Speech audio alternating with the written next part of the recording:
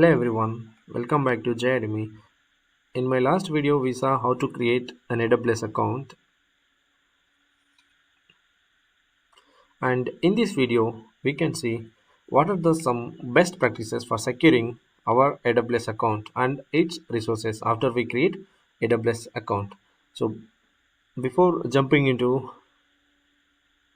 the best practices, if you are still not subscribed my e-learning platform, please do. So what are the AWS best practices? So by default AWS is all the security tools are not activated. So AWS offers a number of tools to help secure your account. However, because many of the measures are not active by default, so you must take direct action to implement those tools. So I am providing the real-time uh, issue which I have faced for my account.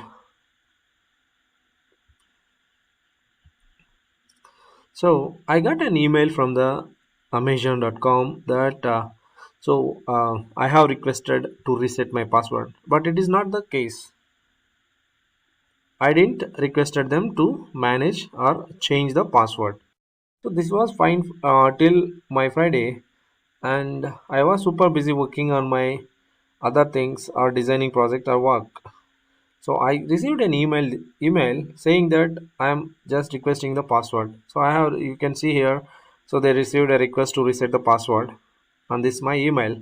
So but this is not, I didn't requested this one, so it is requested by someone. So someone is hacking, they are requesting to change the password for my root account. So that is the reason we need to make few best practices before we use any services in AWS.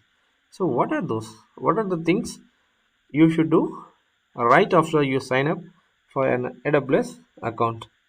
So nowadays, most of the small business across the world tend to have that one person who would be responsible for all the cloud managed applications. That is when things could go terribly wrong if prevent measures that Amazon provides are missed out during the initial AWS account help to make sure we protect ourselves from all these attacks and password guessing activity. Okay, so what are the things we need to take? So first one, we need to enable two-factor authentication using Google Authenticator for AWS account. So this is the first step to any account nowadays. Protecting your account with a two-factor authentication method is become mandatory in the lot of companies. Already it is mandatory, and when you are managing your company servers, this is one step you should never ignore. So we should say thanks to Amazon. Why? Because they are already implemented multi-factor authentication module for our account that enables us to enable two-factor authentication using a regular Google Authenticator app for iOS or Android applications, mobile users. So coming to the second one, enforce password policy. Amazon now provides a beautiful option for you to enforce password policy by using Identity Access and Management (IAM). By using IAM users in simple steps, you can set up complexity of the passwords, expiry date for the password, or even what your alphanumeric characters can be allowed for your IAM user password. So enabling password policy for users are super simple from the AWS console. So coming to the third one, enable CloudWatch alarms for your accounts. Nowadays, DDoS attacks are super common, and it is very essential to have an eye on your EC2 instances, usage spikes, and other metrics that make sense to your business. For us, setting the right CloudWatch alarms have saved thousands of dollars in cache burning. CloudWatch gives you the ability to keep an eye on the CPU and memory pressure, network usage, current usage cost, and even future cost that you might incur. The UI of the dashboard is very simple and straightforward, and then entire module is built right into your EC2 console as well. Set your budget thresholds, AWS budget thresholds. So these are the brilliant way to plan your usage and keep your cost in control. The budget lets you compare the current estimated usage cost with the threshold that you set for yourself and gives you a quick glimpse of how much your budget has been used at the moment. So final one, enable CloudTrail. I cannot say like final one. These are the best top five I picked up. There are a lot of best practices that we will discuss further. So enabling CloudTrail. The final thing to do your AWS account is CloudTrail. For a small business, this might not a matter initially, but I still think this is very essential in long run. CloudTrail is a neatly packed service for your AWS account, which comes with governance, complaints, and other audits for your account. CloudTrail also gives you a very detailed usage statistics, like the number of API calls you have made with AWS ecosystem, or even the ones outside of AWS. I believe these all are the five best practices we need to make sure. Apart from this, there are a lot we have in AWS. So like encrypting our data, like sensitive information, or encrypting data at rest, encrypting data in transit. So by default, when you create your account, you'll get one default VPC that you can verify the tenancy is the default. So this VPC is default VPC. When you create your account, it comes with your along with your account. So first segment your VPCs like environment wise. So you create one account for dev environment and you create one more environment for production environment. So like that, you can segregate your of VPCs by using its subnet ranges. Avoid using all the environments in one VPC. It is also one of the best practice you need to choose. Choose the private subnets for your application and database. If it is web application, it is really required to serve from the public, then you need to host that in a public segment range like public subnet. In the same way, we need to encrypt our data. So assume this is my S3 bucket. In this one, I have on the properties where I can encrypt my bucket even at rest.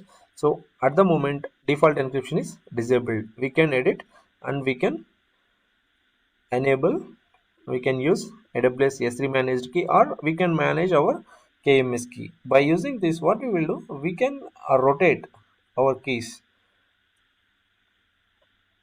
like this. We can enable an SD encryption. So by this our data is encrypted. So in generally encryption won't slow anything down. Enabling encryption in AWS is a very simple, like you saw now, by using AWS S3 AWS provided key, or additionally we can use KMS key, that is scalable key management, to create and rotate, define and audit your encryption keys at one place by using AWS KMS service is there. By using that, you can key management service. By using this, you can go at one place. Coming to the volumes, by using KMS key, you can encrypt the volumes also. So the most important thing is backup your data on regular basis. Every organization requires a backup, unique backup architecture. So AWS offers one of the service for backup. So you see AWS backup, it centrally manages all automated backups across your accounts, or even though cross account also it is supports. By using AWS backup strategy depends on the nature of your data, your current IT setup and the industry requirements. Taking an umbrella approach to data backup and restore exposes your organizations to potential failed backups and data losses. By using this, we can do whenever we need, that time we can restore from the existing backup jobs. So keep servers always patched. So in AWS, we have AWS Systems Manager where we can do the patching by creating patch groups. So like any of your other machines, you want to keep your AWS cloud servers also patched. This is still applies even if the system are not really publicly accessible, even though you are running in private. The same goes if you are only using the servers for test and dev as well. You still want to patch them. If your AWS servers are not current, there should be a very strong reason. It is just too much of a risk and it is an easy to solve by using patch group. So we can do patching. We need to specify what is the environment. These details we need to specify. That also we have. So apart from this, there are a few things whenever we are creating EC2 instances, we are creating with KMS like key pairs. So environment based keys don't use environment based like common key for all the environments. So assume you are using same key for a dev test a prod across all the three environments. You are using only one key pair. So assume your key pair is compromised at dev environment. So it is then it will be effect for other two environments also. Then you will lose your data even in production. That time you need to shut down your company and you need to close your business. So please make sure don't use same key across all the environments. And even whenever you are creating an user, don't share common SSH keys for across multiple users. Use individual SSH keys even for users. That is also one of the best practice we need to make sure. To create SNS alarms for your billing. So what is the your limit for per month? Assume you want to use only $5 per month even if you are in training period. So you keep threshold for $5. When it reaches to $5, it will notify you. So once you create a root user, don't use your root user. You create one full admin access user and use that one, and audit IAM users and their policies very frequently.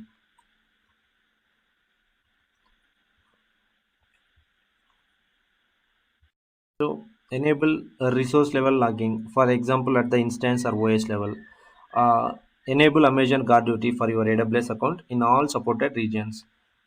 And if possible, as a best practice, enable logging for all the regions, not just the one that you are regularly using. So these are the main like overall best practices are secure for your AWS account. So in upcoming videos, we will see what are the best practices to the each individual service. Assume if we are discussing about EC2, that time we will see what are the best practices we will see for EC2. In the same way we will see for S3 and other services and even for CloudWatch. So that's all for today.